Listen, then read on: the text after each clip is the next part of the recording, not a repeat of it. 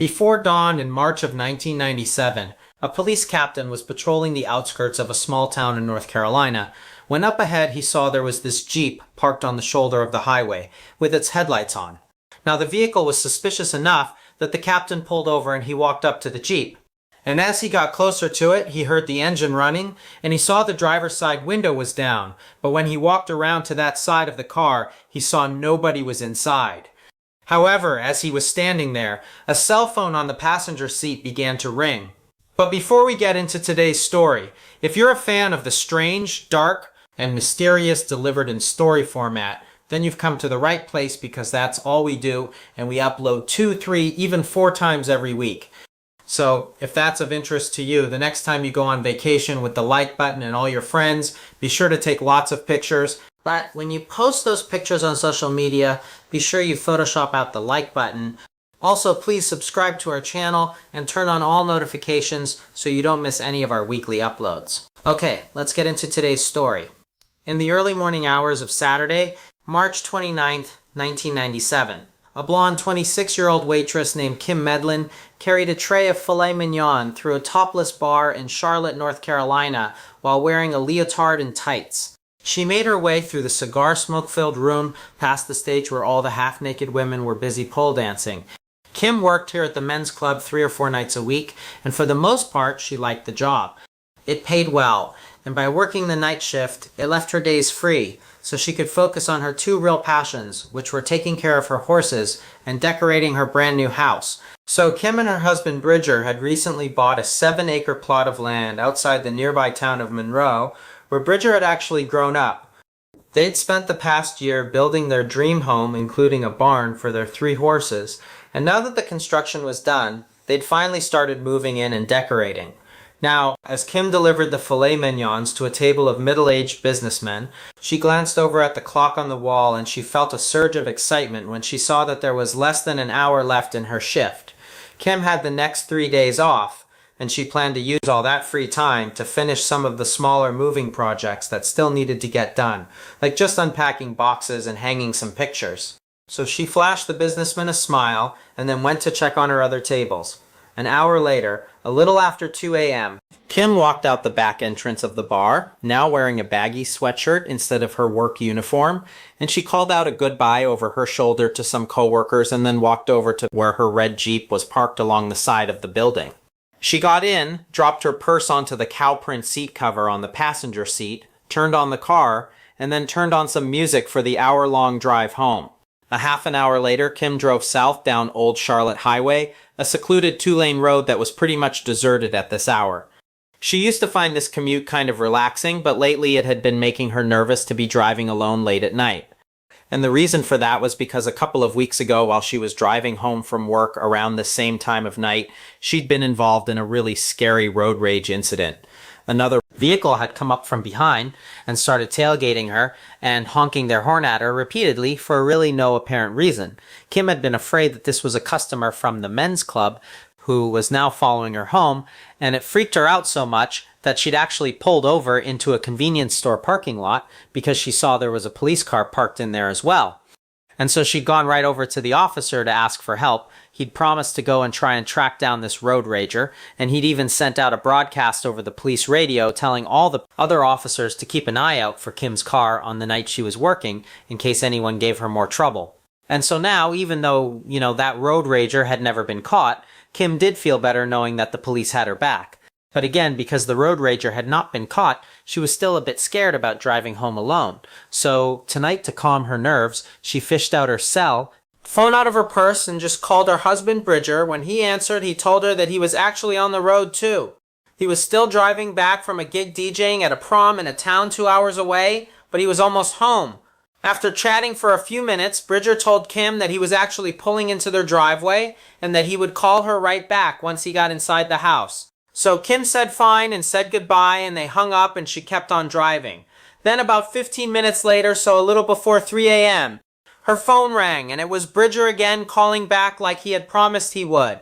And he asked Kim if she was close, and she told him that she was just passing by Union Station Restaurant, which meant she was maybe about 20 minutes away from home. Bridger said he was pretty tired and he was getting ready for bed, and in case he was asleep by the time she got in, he wished her good night. And Kim said good night back, and then she hung up and she put her phone down on the passenger seat. But just as Kim turned her attention back towards the road, a sudden bright light almost blinded her. She looked in the rearview mirror and saw headlights right behind her. About an hour later, Kim's husband Bridger sat up in bed and looked over at the clock on his nightstand. It was 3:59 a.m., an hour after having spoken to Kim. I mean, she should have been home 20 minutes after that phone call and she still wasn't back. So he got out of bed and he checked every room in their two-story house. But Kim wasn't in any of them. There was no sign of her. Then Bridger looked out the window and he saw her Jeep wasn't in the driveway either. So at this point he hurried into the kitchen and he picked up the phone and he dialed Kim's cell phone number, and it rang a few times, and then a strange male voice answered. Bridger asked who he was speaking to, and the man told him he was a police officer with the Monroe Public Safety Department. Bridger asked him, "Okay, well, where's my wife?" And the officer told him that he didn't know. He'd just come across a red Jeep idling on the side of the road and found this phone inside of it, and it was ringing, and so he answered it. But he said there's nobody here. Several minutes later, so this is a little bit after 4 a.m., on March 29th, 1997, Assistant Chief Bobby Hulk, a police investigator with the Monroe Public Safety Department, drove north along Old Charlotte Highway. He drove his patrol car past parking lots and houses until he reached the very edge of town, and finally he saw what he was looking for, a red Jeep parked along the opposite side of the road, with another patrol car parked right behind it. He pulled a U-turn and parked on the shoulder, and as he got out of his car, he recognized Captain David Simpson standing there waiting for him. Simpson told Chief Hulk that he had just found this Jeep idling on the side of the road about 15 minutes ago with its headlights on, and he had walked up. There had been nobody inside of it. But when he looked in, there was a cell phone, and it began to ring. And so, acting on instinct, he answered the phone, and it was a man named Bridger Medlin who was calling saying, "I'm looking for my wife. This is her phone. She hasn't come home." And Captain Simpson also said that he actually recognized this Jeep from a random run-in he had had 2 weeks earlier outside of a convenience store with Kim Medlin. And so he put it together and he's like, okay, Bridger's calling. This is definitely Kim's car, but Kim's nowhere to be found. And Hulk actually recognized Kim's name because he actually happened to be friends with Kim's husband, Bridger. And so he pulled out his flashlight and he began looking inside the Jeep, and right away he saw there was a wallet lying open on the passenger seat. And when he looked inside the wallet, there were credit cards, there was cash, but there was like this clear section of the wallet where obviously you would slide your driver's license, and there was nothing there. So it very much looked like her license had been pulled out on purpose. Now their initial theory was, okay, well maybe Kim got pulled over by a police officer and took out her license to hand to the cop. But in a department as small as Monroe's, there were only a few officers on duty at this time of night. And when Assistant Chief Hulk asked Captain Simpson had any of the on-duty officers pulled anybody over that night, Simpson was already all over it. He had checked and he said, no, none of our officers pulled anybody over. So they were hoping that maybe there was a report of a traffic stop, or maybe a suspicious car in the area, or anything that might help figure out who was driving that car. But the dispatcher said again that really there had been no stops, nothing that night. However, there had been one incident in the area that night. It was around 2 a.m., so it was about an hour before Kim was last heard from. They'd gotten a call about a car that had run into a ditch, not too far from where Kim's Jeep was found. Hulk asked who had responded to that call, and the dispatcher said it was car 491, which was driven by a young rookie officer named Josh Griffin. Hulk immediately gave Officer Griffin a phone call and asked if he had seen or heard anything unusual while he was out responding to that car in the ditch. But Griffin said no.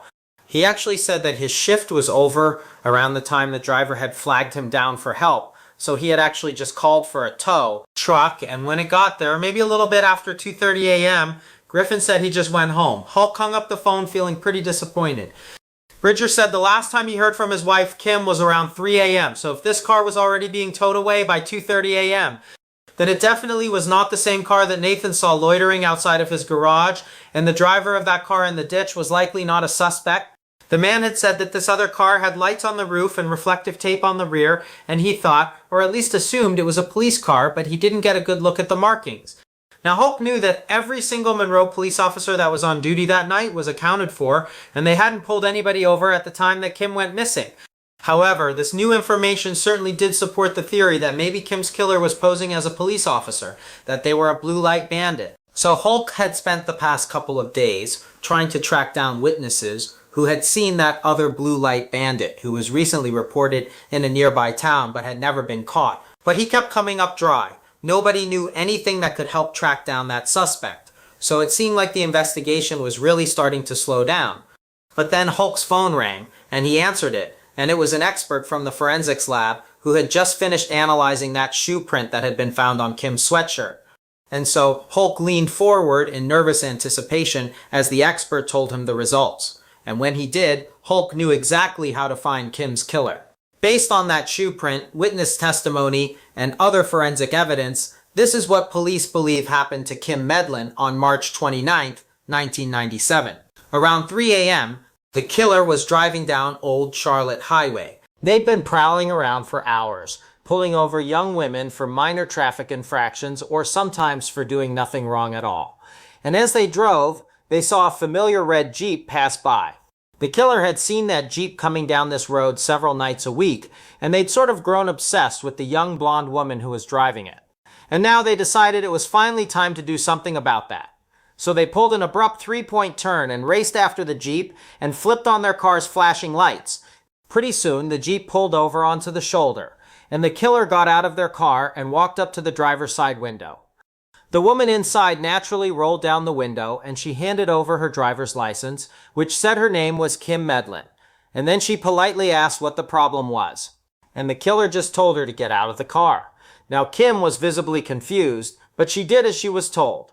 And once she was out of the car, the killer slapped a pair of handcuffs onto her wrists and then dragged her over to their car and tossed her in the back seat. Then the killer got in the driver's seat of their car as Kim began crying and insisting that she didn't do anything wrong. Why was she being arrested? But the killer wasn't listening. Their mind was racing as they realized that even though they'd been dreaming about this moment for weeks, they actually didn't really have a plan for what they would do next. And so after a moment, they pulled over and just idled for a minute while they figured out what their next move was going to be. And then an idea came to them. They put their car in drive and continued down the highway.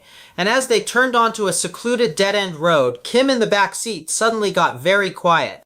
And so the killer picked up on that and looked in the rearview mirror and saw her moving around, fiddling with something behind her back. And the killer suddenly realized that in all their excitement, they'd forgotten to lock the rear doors. The killer immediately tried to lock their doors with the power locks, but before they could, the rear door opened and Kim jumped out of the moving car. And so, the killer came to a hard stop. They leapt out of the car and they ran back for Kim, who was lying in the middle of the road. Her hands are still cuffed behind her. And without even thinking, the killer lifted up their flashlight and they smashed it into Kim's head, and then they stomped on her back and broke her neck. But the killer wasn't done. They reached down and they put their flashlight around Kim's neck, basically put it up against her throat, and then they pulled back on their arms, basically creating sort of a noose around her neck with this flashlight. And they held it like that, and they pulled as tight as they could until Kim stopped moving. After that, they dragged her body off the road and into the woods, where they removed her handcuffs and covered her body with branches and debris to hide it. Then the killer went home and cleaned up their car, making sure there was no evidence that would tie them to the murder. And so, weeks later, the forensics lab traced that print back to a shoe that was made by the Thorogood Company, a supplier of military and uniform footwear. And that particular model happened to be the exact same shoe issued to officers in the Monroe Public Safety Department, which meant Kim's killer was not just posing as a police officer.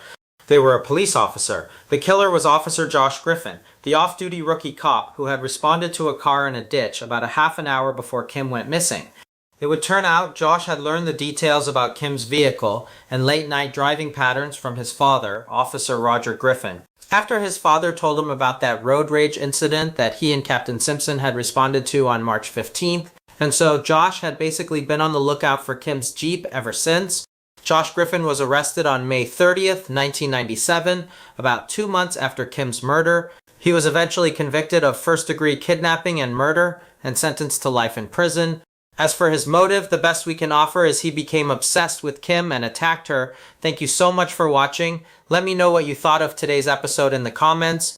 And remember, we have a whole playlist of true crime episodes ready for you to binge right now, so click here and give them a watch. All right, until next time, see you.